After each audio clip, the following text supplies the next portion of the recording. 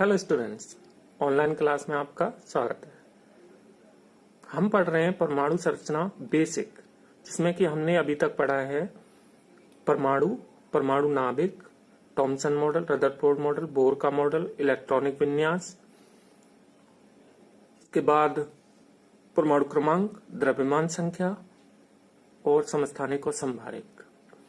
अगर आपने नहीं पढ़े हैं तो पिछले वीडियो आप देख सकते हैं इनके। आज के वीडियो में हम 3 इंपॉर्टेंट पॉइंट के बारे में बात करेंगे। पहला है कोश, दूसरा है उपकोश, तीसरा है ऑर्बिटल।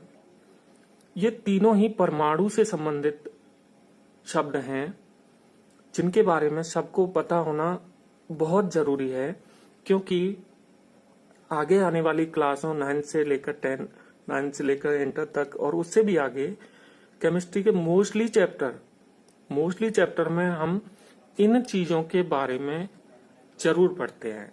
हमें कहीं ना कहीं इन चीजों की आवश्यकता जरूर होती है। तो चलिए स्टार्ट करते हैं। सबसे पहले हम कोश के बारे में बात करेंगे। बहुत सारे स्टूडेंट को कंफ्यूजन होता है कि कोश क्या चीज है, उपकोश क्या चीज है, ऑर्बिटल पता नहीं क्या है। तो आज हम ये कॉन्सेप्ट क्लियर करेंगे, कोश, उपकोश और ऑर्बिटल, तीनों चीजों को। सबसे पहले हम उठाते कोश। कोश परिभाषा देखते हैं। परिभाषा है परमाणु नाभिक के चारों ओर इलेक्ट्रॉनों के घूमने के मार्ग को कोश, कक्षा या मुख्य ऊर्जा स्तर कहते हैं। सिंपल सी परिभाषा है, तो इसे अब यहां से समझ सकते हैं। यहां पर देखिए, ये परमाणु है, ये परमाणु और ये उसका नाभिक। परमाणु नाभिक में न्यूट्रॉन और प्रोटॉन उपस्थित होते हैं। ये पिछली वीडियो में आपको बताया था। इसके चारों ओर ये हैं कक्षाएं। ये पहली कक्षा ये है K, दूसरी कक्षा L, तीसरी कक्षा M, चौथी कक्षा N। अब इनमें इलेक्ट्रॉन्स चक्कर लगाते हैं, तो ये मार्ग हैं, इलेक्ट्रॉन के मार्ग हैं, जिसमें से पहला मार्ग ये है। तो इसका अर्थ ये है कि ये क्या कहलाएगा, पहला कोश, मतलब पहली कक्षा, जिसे हम K से बताते हैं। फिर दूसरे नंबर का मार्ग ये है जिसे हम L से बताते हैं। तीसरे नंबर का मार्ग ये है M से बताते हैं।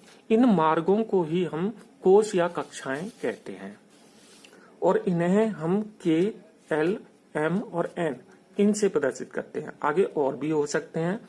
इनके लिए ये है इनकी क्रम संख्या। क्रम संख्या मतलब पहला कोश K, दूसरा कोश L, तीसरा कोश M, चौथा कोश N। तो ये हैं कोश। कोशों को अब हम बात करते हैं कि एक कोश में अधिकतम कितने इलेक्ट्रॉन आ सकते हैं। ये बोर-बरी नियम में आपको बताया था। मैं दोबारा एक छोटी सी ट्रिक है बताने की कि एक कक्षा या एक कोश में अधिकतम कितने इलेक्ट्रॉन रह सकते हैं। तो इसका सूत्र है 2n square. 2n square. n यहाँ पर ये संख्याएं हैं, n यहाँ पर इनकी क्रम संख्याएं हैं। जैसे कि हमें L वाली कक्षा, मतलब n बराबर L के लिए 2, इसके L वाली कक्षा में इलेक्ट्रॉनों का पता करना है कि अधिकतम इलेक्ट्रॉन कितने आ सकते हैं। तो यहाँ पर n बराबर रखेंगे, n बराबर 2, तो ये हो जाएगा 2 पावर 2 गुणा 4 बराबर 8। इसका अर्थ ये है कि दूसरी जो कक्षा है उसमें अधिकतम 8 इलेक्ट्रॉन हो सकते हैं। इसी तरह तीसरी, चौथी। तो सबसे जरूरी चीज ये है कि हम किसी भी कक्षा में इलेक्ट्रॉनों की संख्या किस तरह से ज्ञात करते हैं। तो ये तो कोश की बात हुई। अब हम आगे बात करते हैं उपकोश की। तो देखिए, उपकोश होता है जो कक्षाएं होती हैं। कक्षाएं छोटे छोटे भागों में डिवाइड होती हैं। जैसे ये पहली कक्षा, ये मान के चलो ऐसे डिवाइड है, इस तरह से। दूसरी कक्षा ये भी डिवाइड है, तीसरी कक्षा ये भी डिवाइड है।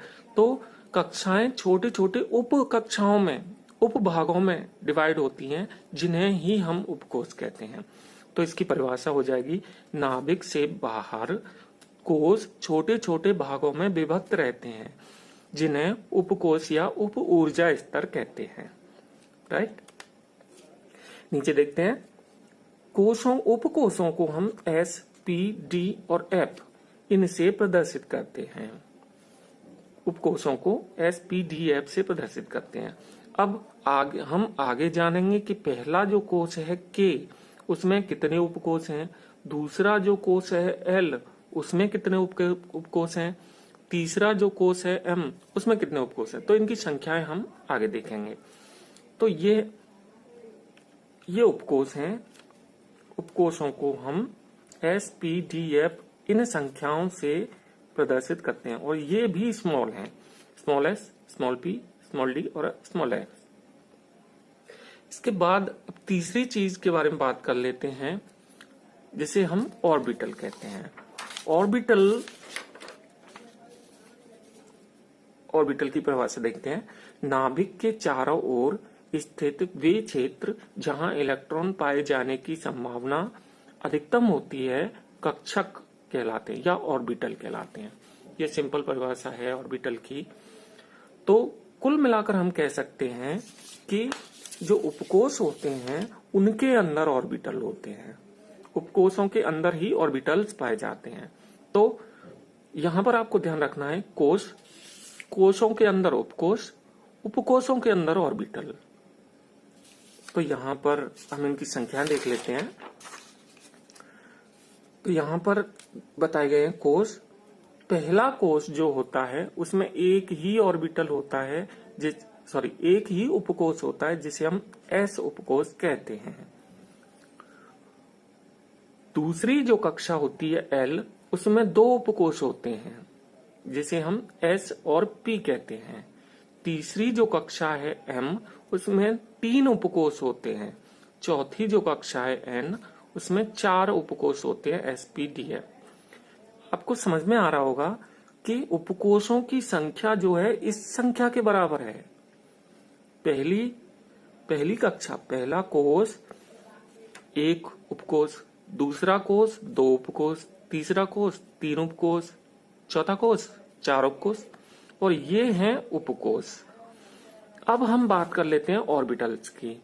ऑर्बिटल जो ये उपकोष है एस उपकोष, इसमें एक ऑर्बिटल होता है। ऑर्बिटल को मैं यहाँ पर डब्बे की तरह बता रहा हूँ, डब्बा बना के। तो पहला उपकोष, उसमें एक ही ऑर्बिटल होता है, 1s जिसे बोलते हैं, 1s लिख सकते हैं। दूसरा जो कोष होता है उसमें 2 ऑर्बिटल होते हैं। एक जो एस, दूसरा जो कोष होता है उसमें 2 कोष होते हैं और दोनों कोषों में एस में एक ऑर्बिटल 2s, ये है 2s, और ये है p, मतलब p ऑर्बिटल। इसे हम px, py, pz ऐसा करके बता सकते हैं, या आगे चल के ऐसा करके हम बताएंगे इनको। तीसरा जो उपकोष होता है उसमें 3 ऑर्बिटल होते हैं, तीसरा जो उपकोष होता है उसमें 3 उपकोष होते हैं, पर ऑर्बिटल उसमें टोटल एक ऑर्बिटल s का, 3 ऑर्बिटल p के और 5 ऑर्बिटल d के 5 ऑर्बिटल होते हैं इस तरह से। और चौथा जो कोष होता है उसमें ऑर्बिटल s का 1, p के 3, d के 5 और f के 7 ऑर्बिटल होते हैं इस तरह से।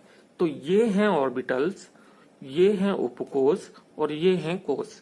अब एक ऑर्बिटल में अधिकतम 2 इलेक्ट्रॉन आ सकते हैं, मीन्स ये ऑर्बिटल है, इसमें अधिकतम 2 इलेक्ट्रॉन आ सकते हैं, तो हम यहां लिखेंगे 2। इसमें टोटल इलेक्ट्रॉन कितने हो गए, इसमें 2 इलेक्ट्रॉन। इसमें आप मान के चलो कि एक डब्बे में 2 इलेक्ट्रॉन आ सकते हैं, तो इसमें 2 इलेक्ट्रॉन और इसमें 6 इलेक्ट्रॉन, 2 2 2, तो 6 इलेक्ट्रॉन। तो ये टोटल इसमें कितना हो गया, 8 इलेक्ट्रॉन। तो इसलिए हम कहते हैं कि दूसरी कक्षा में 8 इलेक्ट्रॉन आ सकते हैं। और इसमें टोटल इलेक्ट्रॉनों की संख्या, इसमें 2 इलेक्ट्रॉन, 6 इलेक्ट्रॉन, एस में 2 इलेक्ट्रॉन, पी में 6 इलेक्ट्रॉन और डी में 10 इलेक्ट्रॉन, क्योंकि 5 ऑर्बिटल हैं तो इस तरह से ऑर्बिटल्स इसमें 18 हो जाते हैं। मतलब तीसरी कक्षा में अधिकतम इलेक्ट्रॉन 18 आ सकते हैं और इसी तरह इसमें 32 होंगे। तो ये है पूरा का पूरा कैलकुलेशन, कोष, उपकोष, ऑर्बिटल। यहां पर आपको कंफ्यूजन नहीं करना है कि बहुत से बच्चों को कंफ्यूजन रहता है कि कोष क्या होता है, उपकोष, ऑर्बिटल, उसमें इलेक्ट्रॉन।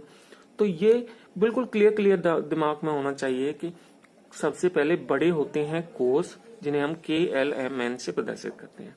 कोषों के अंदर उपकोष होते हैं जिन्हें हम SPDF से प्रदर्शित करते हैं। K वाला जो कोष है उसमें 1 उपकोष, L में 2 उपकोष, M में 3 उपकोष, N में 4 उपकोष। और ऑर्बिटल्स उपकोषों के अंदर होते हैं ऑर्बिटल्स, जिन्हें हम इस तरह से प्रदर्शित करते हैं। अब इन ऑर्बिटल्स की आकृति देख लेते हैं एक बार। कभी कभी पूछ लिया जाता है कि S जो उपकोष होता है, S जो ऑर्बिटल होता है, उसकी आकृति होती है गोलाकार, और P जो ऑर्बिटल है उसकी आकृति होती है डम्बेल आकार, मीन्स इस तरह का कुछ। और D जो ऑर्बिटल होती है उसका आकृति होता है डबल डम्बेल आकार, इस तरह से डबल डम्बेल आकार। और F की आकृति जटिल होती है, मीन्स 3D, जो कि बोर्ड नहीं बनाई जा सकती। तो ये है इनकी आकृतियां, और आपको ये दिमाग में रखना है, ये चीज दिमाग में रखनी है कि K में टोटल इलेक्ट्रॉन 2, L में टोटल इलेक्ट्रॉन 8, M में टोटल इलेक्ट्रॉन 18। तो इसी वजह से हम इनमें इलेक्ट्रॉन भरते हैं। जैसे कि K में 2 इलेक्ट्रॉन भर देते हैं, वो 2 इलेक्ट्रॉन वास्तव में इस तरह से भरे जाते हैं, 2 इलेक्ट्रॉन वास्तव में इस तरह से भरे जाते हैं। तो ये आई होप आपको ये क्लियर हुआ होगा, कोष, उपकोष, ऑर्बिटल। अगर आप ये चीजें समझ लेते हो तो आपको इनसे संबंधित जितने भी चैप्टर्स हैं केमिस्ट्री में, उनमें आपको कोई भी प्रॉब्लम नहीं आएगी। ये आप वीडियो दोबारा देखना, कॉपी पेन लेके एक बार फिर से अपने आप से लिखना, तो आपको अच्छे से और आ जाएगा। तो आज के लिए इतना ही। नेक्स्ट टाइम पे मैं क्वांटम संख्या वाला टॉपिक लेकर आऊंगा, तो आप इसे थोड़ा पहले देख लेना। आज के लिए इतना ही।